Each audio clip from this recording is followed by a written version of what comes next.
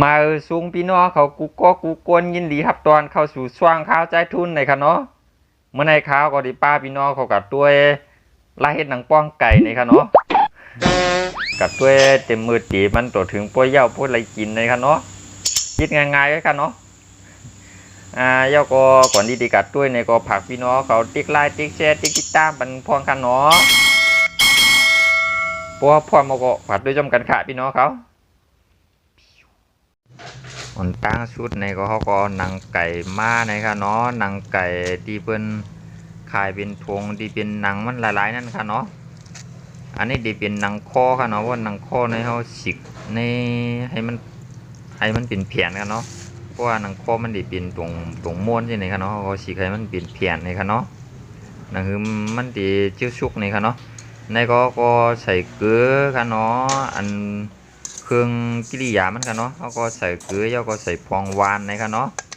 อันนี้เด็กก็พอเฮ็ดกินนังก้อยเด็กก็เกียกจานคือก็ใส่จานนั่นค่ะเนาะมักจานคือก็ใส่จานนั่นพวกมักเกลือเจียมก็ใส่เกลือน้ำในค่ะเนาะอันนี้ก็ดีย้อมสีมันในค่ะเนาะอันนี้ดีเป็นสีที่เปิ้นใส่ดังกินนั่นค่ะเนาะสีใส่ดังกินค่ะเนาะเขาก็ใส่สีมันในแด้เขาก็เกียกก็คือก็ใส่กันนั่นก็อย่างเงี้ยค่ะเนาะมันจังว่าเกียกเลียงจานคือก็ใส่จานนั่นค่ะเนาะก็เขาเฮ็ดขายได้ก็เขาก็เฮ็ดให้มันห่างดีนั่นขนาดนั้นเพื่อกินเนี่ยผมใครใส่ก็มันเป็นห่างค่ะเนาะก็มันมีก็เนาะย้อนผู้ว่าอันในเฮ็ดตั้งห่างดีมันเห็นค่ะเนาะมันเลยว่ามันเป็นอันหวานมันค่ะเนาะว่าคนสีมันเข้ากันเย่าไหนก็มาใส่พวงข้าวในค่ะเนาะอันนี้ดีเป็นพวงข้าวเจ้าค่ะเนาะหนังคือมันดิ่มจับกันนั่นค่ะเนาะย่าก็หนังคือมันเด็กควบลีในค่ะเนาะพวกเขาใส่พวงข้าวเจ้าในเขาก็มันเด็กควบย่าก็พวกเขาโคในก็มันดิ่มเลยจับกันนั่นขนาดไหนเพราะเป็นพวงข้าวเจ้าเขาก็เอามาเสิร์ฟอันในเขาดีหนึ่งอ่างในเขาดีเฮ็ดอยู่25 ลูค่ะเนาะ25 ลูค่ะเพราะว่าไผเฮ็ดกินทั้งก้อยมันเฮ็ดนำในนี้ก็มันต้องใส่ข้าวพองข้าวเจ้านำก็ไรค่ะเนาะอันใน25 ลูในดีใส่อยู่ที่ช่วงทุกกึ่งค่ะเนาะช่วงทุกกึ่งถึง3 ทุกนี่ค่ะเนาะเพราะว่าไผเฮ็ดกินนำในก็จักตัวเองก็ใส่ค่ะเนาะเพราะว่าเขาเคยใส่น้ำในก็มีห้างเขาค่ะเนาะ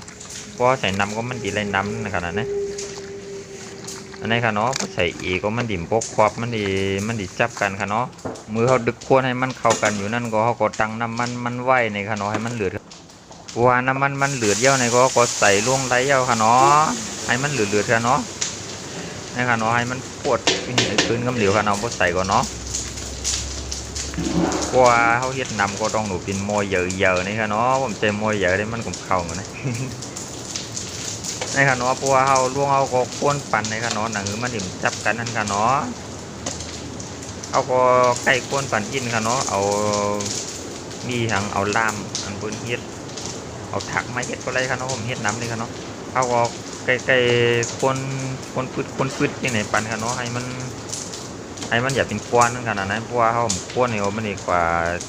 จับตั้งกวนอะไรก็ดีเป็นกับเป็นดุ้งเป็นกวนนี่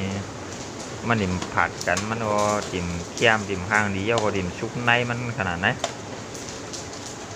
อันนี้ก็อยู่กวนปั้นเขาอันนี้เพราะว่าเขาล่วงเขาเนี่ยเขาชอบไผ่ค่ะเนาะเขาผมก็เลยใส่ไผ่ขึ้นกะให้มันชุกกับกำลอยๆมันค่ะเนาะเพราะว่าเขาใส่ไผ่มันแห้งเนี่ยเยาตั้งน้องดิ่มใหม่วันตั้งเยาดิ่มตั้งชุกตั้งในมันค่ะเนาะผมเห็นไหนค่ะเนาะเขาก็ใส่ไผ่เคี่ยวไผ่ก็ใส่ไผ่กำอิดค่ะเนาะไผ่เนี่ยมันอะไรปันหมอนเขาค่ะเนาะ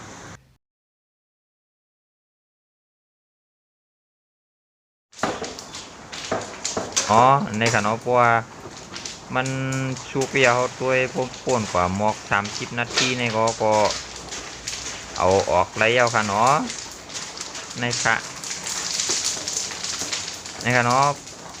ว่ามันทุกคนเนี่ยก็มันดิ่มพดว่าเขาค่ะเนาะมันก็ดี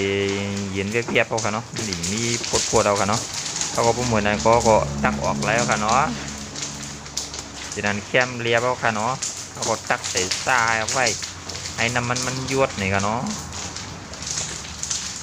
นะครับห่างดีแก้มนะคะเนาะเพราะว่าเขาใส่สีมันเขาเฮ็ดขายนี่แหละใส่สีเยอะไหนมันได้ห่างดีค่ะเนาะในค่ะแก้มเลียบเอาค่ะเนาะเฮ็ดง่ายๆก็ได้ค่ะเนาะหยับค่ะลายเฮ็ดได้ก็ง่ายบีเจ้าค่ะพี่น้องเขารู้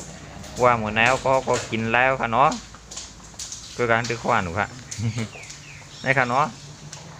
สีก็ห่างดีแก้มก็แก้มหยับก็เรียบหวานนะคะเนาะพี่น้องเขารู้ว่าเพอด้วยอ่อมป่องใจใครเฮ็ดกินในก็ถามค่ามากขึ้นเลยค่ะเนาะนี่ค่ะ